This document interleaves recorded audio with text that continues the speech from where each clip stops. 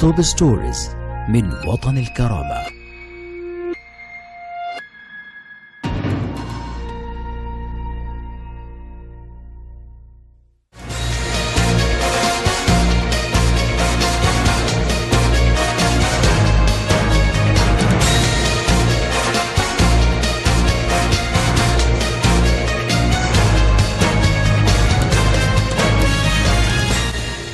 Hello, welcome to Watan al-Karama News Channel. It is 9 p.m. our time for top stories, and we start with latest developments in the Libyan state. The death toll of marchers killed during demonstrations in Kesha Square in Benghazi on Friday reached to 12 marchers, according to latest data conducted by Al-Gala Hospital and Benghazi Medical Center. A medical source stressed that the number of marchers has risen, according to data by Benghazi Medical Center, to 8, while Al-Gala Hospital announced that 4 others were also martyred in the same incident. The source said that Benghazi Medical Center received 25 injured people. Some of them left the hospital after receiving treatment. Moreover, Al-Jalaa Hospital received 14 wounded people. 6 of them left after receiving treatment. Parliament postponed the session, which was scheduled to be held on Monday, to consider the dialogue developments and the emergency situation in the country, especially what happened in Kesha Square of Benghazi last Friday. Citizens called on Parliament to assume its responsibilities and refuse to continue the dialogue. For his part, Parliament member Gaballah Al-Tawarghi denounced the ignorance of the international community to bulldozers loaded with ammunition in support of terrorist militia. Al-Tawarghi stressed that Parliament derives its legitimacy from the Libyan street, declaring that the best solution to overcome the current stage is the implementation of the roadmap as a substitute for dialogue. Air Force Commander Major General Sagr al-Jroushi announced that 9 military fighter jets launched strikes on positions of terrorist groups in Benghazi city. Al-Jroushi added that those strikes came in response to the terrorist attacks on an unarmed demonstration in the city that left about 49 people dead and wounded. He added that Air Force bombed stores and bulldozers coming from Misrata and a warehouse for ammunition in Garyunis in Benghazi area. Al-Jroushi also noted that bulldozers coming across Misrata provide support to terrorists. He pointed out that the commander-in-chief of Arab Libyan Armed Forces, General Khalifa Haftar, leads the battles himself, and everyone supports him for liberating the country and revenging for the martyrs.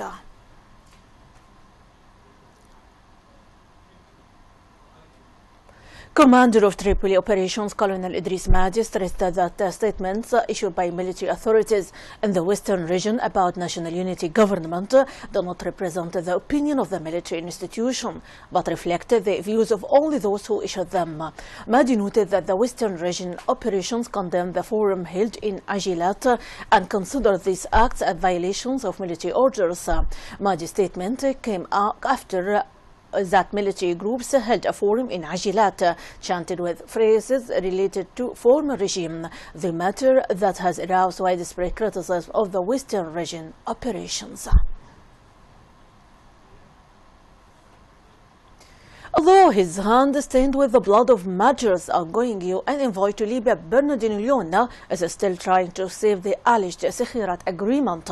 Leon heads to Cairo to hold a series of discussions within the framework of his efforts to mobilize support for the Libyan dialogue. An Egyptian government source said Leon talks with Egyptian Foreign Minister Sameh Shukri and Arab League Secretary General Nabil al-Arabi will focus on the situation in Libya, the results of the political agreement and means of its implementation. The UN envoy to Libya seeks to push international forces to influence and pressure the Libyan parties to accept his alleged government that was refused by parliament, and that the Libyan people went out in demonstrations declaring its refusal.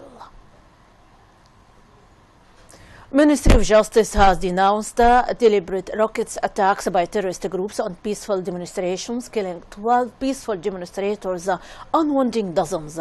The ministry stressed in a statement the need to try all the accused who are belonging to these terrorist militias and punish anyone committing a criminal offensive.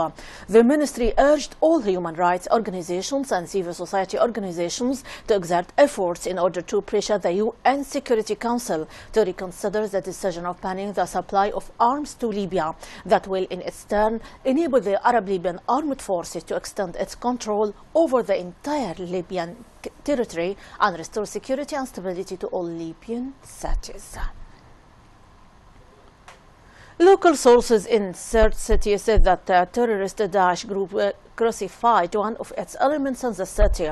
The sources said that some elements of terrorist Daesh group said that the sacrificed person is a Sudanese element who tried to flee and was arrested at the east entrance of Sirte with salaries of $10,000 that he has received from the terrorist group since joining it. Earlier, the terrorist group also crucified two Syrian elements trying to flee. As claims of innocence continue, head of the European Union mission to Libya, Natalia Obstolva, strongly condemned the terrorist attacks on demonstrators in Benghazi on Friday and expressed its condolences to the victim families. Obstolva stressed that these tragic events confirm the urgent need for achieving peace and the importance of unity. According to her claims, she noted that the EU adheres to ending the suffering of Benghazi people and supporting a unified Libya in war against terrorism. The protesters have declared their absolute rejection of continuing dialogue under United Nations auspices. U.S. Secretary of State John Kerry met Saudi Arabia King Salman on a diplomatic trip to the Middle East to discuss the conflict in Syria.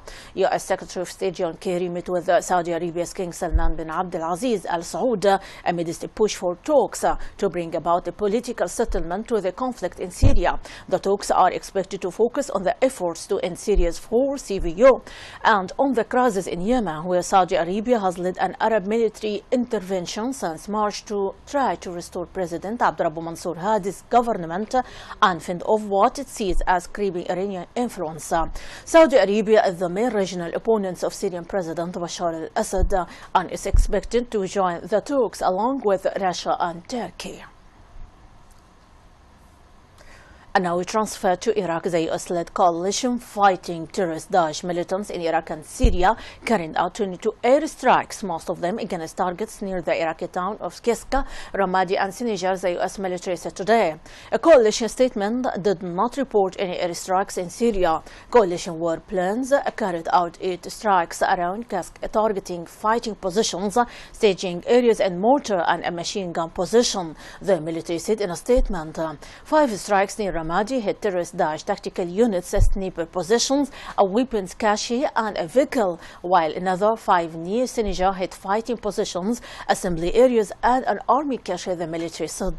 The military statement said coalition planes also hit targets near Beji, Fallujah and Mosul. Meanwhile, former British Prime Minister Tony Blair acknowledged the 2003 invasion of Iraq played a part in the rise of terrorist Daesh group and apologized for some mistakes in planning the war in an interview broadcasted today. And now about the immigration crisis. European Union leaders today consider sending hundreds of guards to its borders with the Western Balkans, as well as deploying more ships of Greece, as the bloc seeks to balance Germany's welcome for refugees with tougher security measures. Central and Eastern European leaders meeting in Brussels may agree to send 400 border guards and set up new checkpoints if they use frontier states drop their policy of giving arrival passage to other countries, according to a draft statement seen by Reuters that must still be agreed. Jean-Claude Juncker, the EU's chief executive, has called leaders of Austria, Bulgaria, Croatia, Macedonia, Germany, Greece, Hungary and Romania, Serbia and Slovenia, plus refugee organizations involved, to attend the meeting in Brussels. Just 2 weeks after a fall EU summit, the meeting was sought by German Chancellor Angela Merkel, diplomats said. My audience, that is the wrap-up of our top stories for today. For much more, you can check our website www.watanilkarama.tv. Thanks for my greeting, Rانيا البليدى.